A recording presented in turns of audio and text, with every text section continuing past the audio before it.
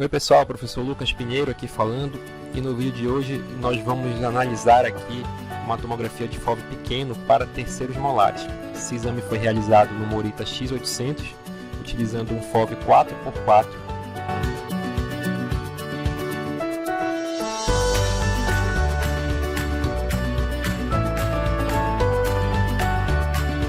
Como nós estamos falando de pequeno volume, né, então é interessante a gente visualizar aqui, antes até de começar o laudo, se todas as áreas de interesse vão estar presentes no exame. Então a gente precisa ver, aqui até o 3D ajuda um pouco, e a gente vai ver aqui, ó, está pegando o ramo ascendente, né, a gente vai verificar também o dente todo está presente com alguma folga, o canal mandibular também tem que estar presente, né, então a gente tem que verificar se essas estruturas importantes, né, para um laudo de terceiro molar estão todas presentes no volume, certo? Se não, caso alguma dessas estruturas não estejam aparecendo ou parcialmente aparecendo, é necessário refazer esse exame, né, e dependendo do tamanho do paciente, somente com um FOV um pouco maior. Aí você pode dizer, Lucas, mas por que eu não faço logo todos os casos de terceiro molar com FOV grande? Porque em algumas situações como essa, a gente precisa ver detalhes que só um FOV pequeno em alta resolução pode mostrar para a gente. Caso de reabsorção, relação com o canal mandibular, a gente vai ver melhor, com mais detalhes. É importante a gente lembrar também que cada paciente é um caso diferente, né? Cada indivíduo é um indivíduo, então a gente tem que pensar caso a caso. A gente parte de um protocolo, obviamente, mas que cada paciente tem as suas particularidades, né? Cada caso tem as suas particularidades e a gente tem que sempre estar atento a isso.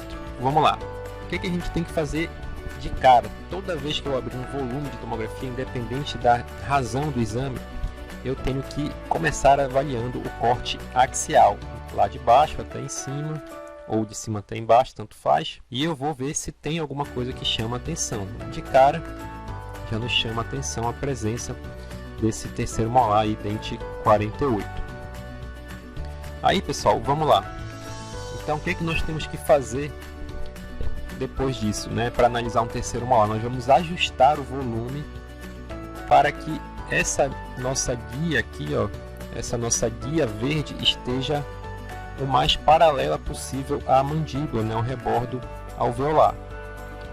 E eu posso fazer isso também um pouquinho aqui no meu corte coronal, ó. Então também vou tentar trazer um pouco o corte coronal para ficar o mais paralelo possível à região do rebordo alveolar. Então, por que a gente faz isso? Justamente para a gente poder ter o nosso dente presente, ó, na maioria dos cortes. Nós estamos ajustando para que ele corte sempre no longo eixo do dente que a gente está analisando, no caso o dente 48. Então, volume ajustado, a gente pode começar a localizar esse dente. Então eu gosto sempre de utilizar, né, uma técnica de forma sistemática para que a gente não esqueça de colocar informações. A gente também não pode esquecer que nós estamos avaliando uma tomografia, então é uma imagem tridimensional, nossa localização também precisa ser tridimensional. Então, como eu descreveria esse dente 48 aqui? Ele está em posição horizontal, né, segundo aquela classificação de Winter.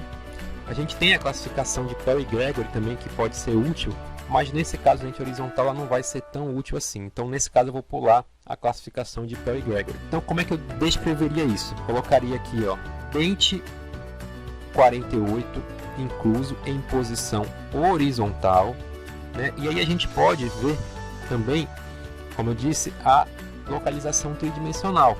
Então a gente pode ver aqui que a coroa ela está mais paramesial e ela está praticamente equidistante entre as corticais, mas ela está um pouquinho mais próxima da cortical vestibular.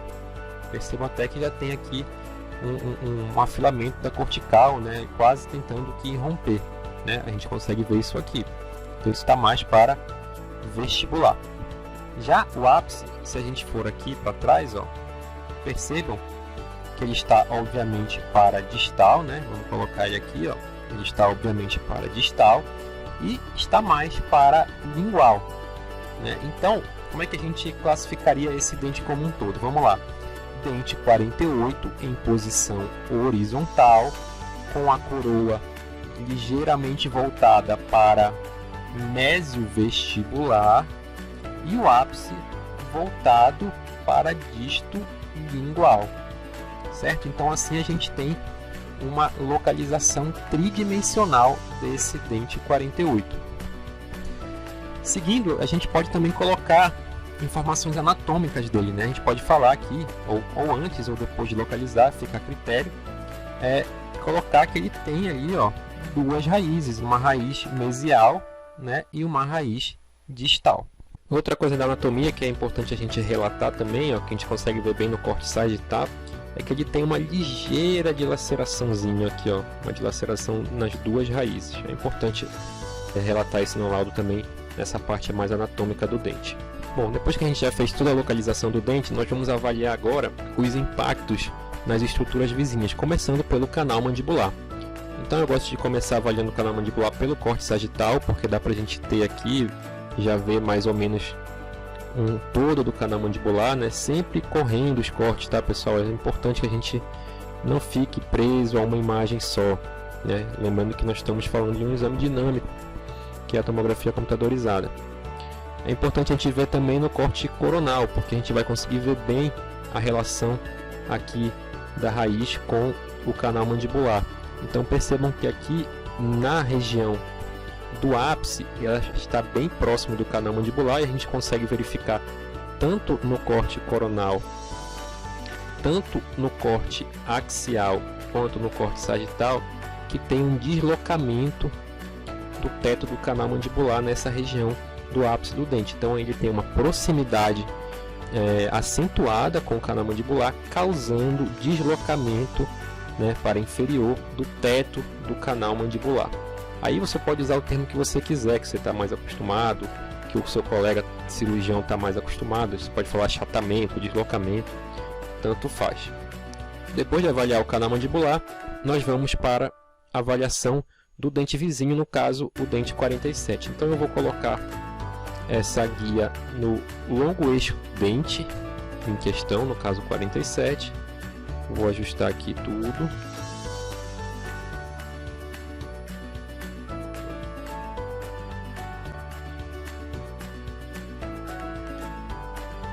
Pronto, ajustei em relação ao longo eixo do dente 47, então fica mais fácil de eu visualizar agora a relação desse dente 48 com o dente 47. Então percebam aí, ó, que a cúspide mesial do 48 está muito próxima da raiz distal do dente 47.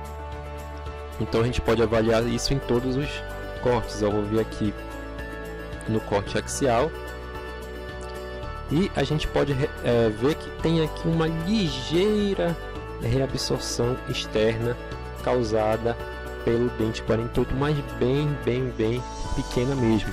Mas é algo que precisa ser relatado no laudo, até pela proximidade acentuada desse dente, né, o que também vai aumentar um pouquinho o risco cirúrgico. Então isso precisa estar relatado para ajudar o colega cirurgião. E é isso, pessoal. Um passo a passo rápido e prático, bem objetivo de como laudar um tomo de terceiro molar. Obviamente que você pode ir dando seus toques, colocando sua personalização e sempre atento ao que o colega indicador está pedindo lá na requisição, certo? Se você gostou, deixa o seu like aqui, comenta, fala o que você concorda, o que você discorda. O importante é sempre a gente fomentar a discussão sobre tomografia. Um abraço a todos.